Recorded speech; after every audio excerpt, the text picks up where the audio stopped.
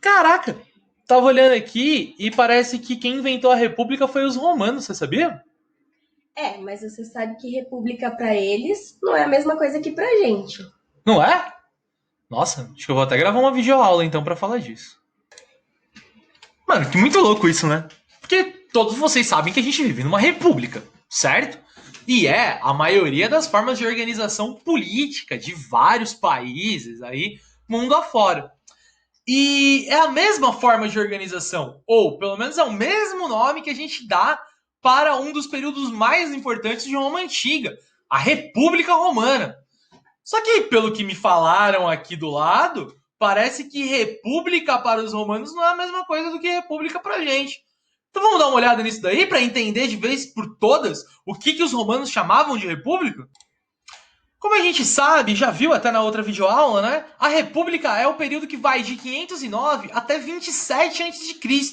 E vai se caracterizar por um processo de expansão muito grande que Roma vai promover. Mas não é da expansão que a gente vai falar hoje, não. É exatamente deste conceito que os romanos chamavam então de república. Que se a gente quiser ser pedante e ir lá no latim, a gente vai entender que res pública significa coisa pública. Falar isso parece que pronto, já entendemos o conceito de República Romana. Não, mano, é muito mais complexo do que isso. Então vamos aprofundar esse entendimento aí, né? Primeira coisa importantíssima pra gente é entender que assim como a República Romana não era exatamente, exatamente nos mesmos moldes do que a nossa república, a monarquia dos romanos, naquele período anterior que a gente já viu lá na outra videoaula, também não é uma monarquia naqueles moldes tradicionais, como vocês aí estão acostumados a ver, né? Falando das monarquias absolutistas, por exemplo. A monarquia romana, ela era muito diferente.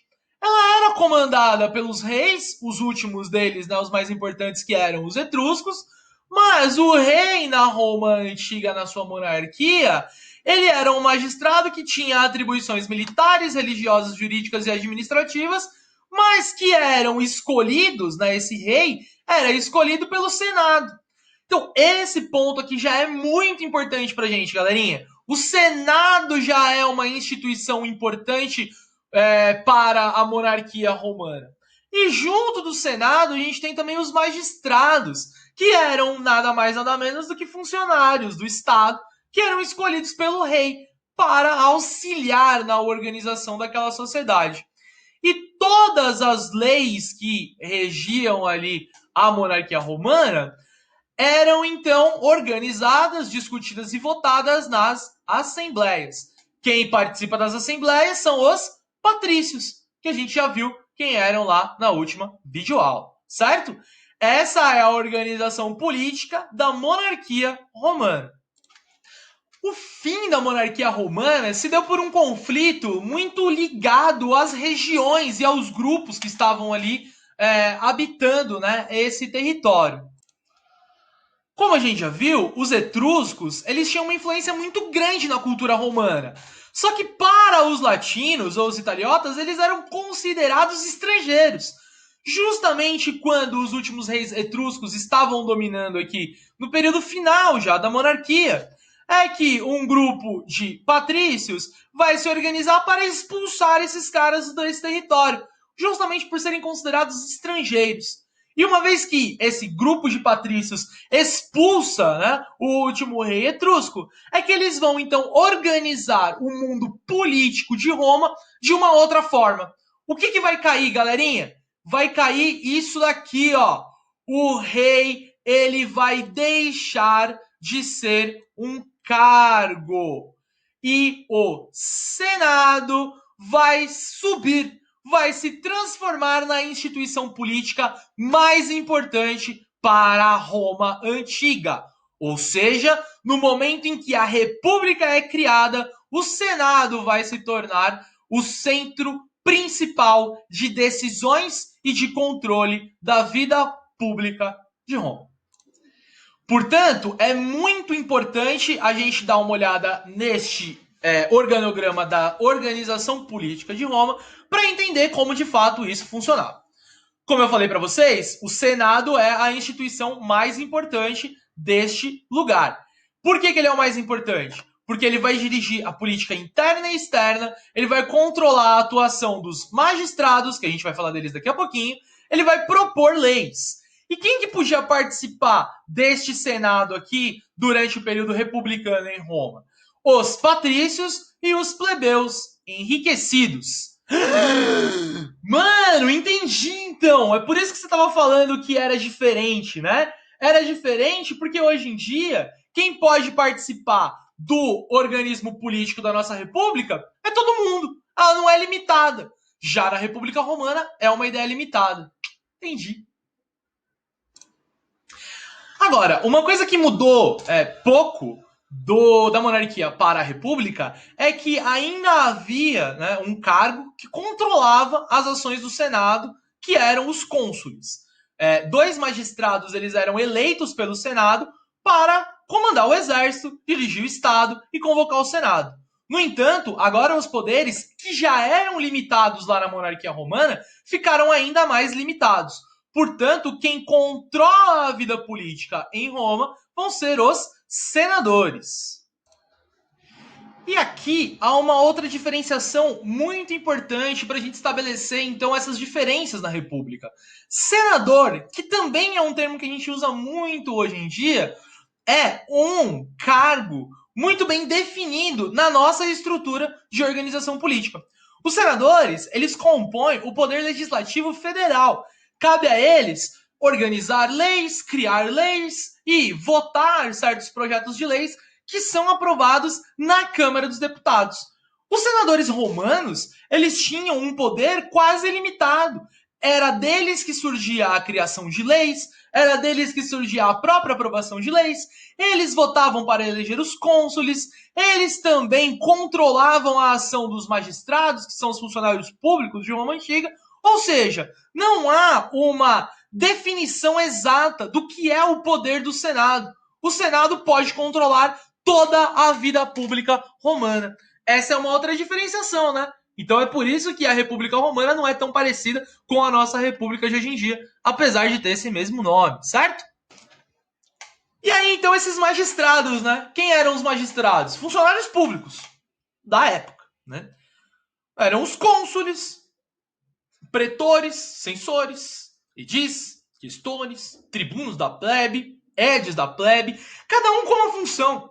Os questores, por exemplo, eles eram basicamente pessoas que eram, né, responsáveis por organizar as discussões que aconteciam aqui dentro do Senado. Cada um tinha, então, a sua função. O ponto pra gente é que esses magistrados também participavam da vida política. No entanto, eles não tinham como votar eles votavam nas leis que eram debatidas aqui pelo Senado, mas eles não podiam discutir essas leis. Entenderam a diferença? Então, por exemplo, os senadores, eles pegavam aqui e faziam toda uma discussão sobre como seria uma lei que seria aprovada. E aí faziam, então, essa discussão e organizavam essas leis. Quando chegava aqui para os questores, por exemplo, eles só podiam votar se aquela lei seria aprovada ou não. As decisões mais importantes, então, ficavam no Senado, certo? Então, a gente chama de república porque agora o mundo público de Roma está sendo organizado e controlado pelo povo, pelos cidadãos romanos. Só que, como a gente muito bem sabe, os cidadãos romanos têm uma ideia muito limitada. Eram apenas os patrícios e os plebeus enriquecidos. Essa já é uma grande diferença para a gente entre a República Romana e a nossa República atual. Além disso, toda a organização estava nas mãos dos senadores, certo? Então por que a gente chama isso de república? Porque assim como no passado, como no presente, a república é a organização pública de toda uma sociedade. No entanto, aquelas pessoas responsáveis por cuidar do espaço público em Roma eram de um grupo. As pessoas responsáveis por cuidar da vida pública do Brasil é outro grupo completamente diferente. Um outro aspecto muito complicado dessa república é a discussão, né, do que é público e do que é privado. Mas sobre isso, a gente vai então trocar uma ideia mais pra frente. Fechou? Fechou coisa nenhuma. E aquele ditador que tá ali em cima e você ainda não falou nada? Nossa, é mesmo, né? É que esse ditador aí, mano, é mó doida a história dele, né? Os ditadores, eles eram magistrados temporários e que tinham poderes absolutos. E aí vocês vão falar, ué, os caras então queriam acabar com, né, o domínio de uma só pessoa e aí eles criam um cargo de ditador? Bom, esse ditador, ele tinha atuações em momentos específicos. Em momentos de crise. E aí vocês devem estar se perguntando, crise? Em Roma? O que pode gerar crise em Roma?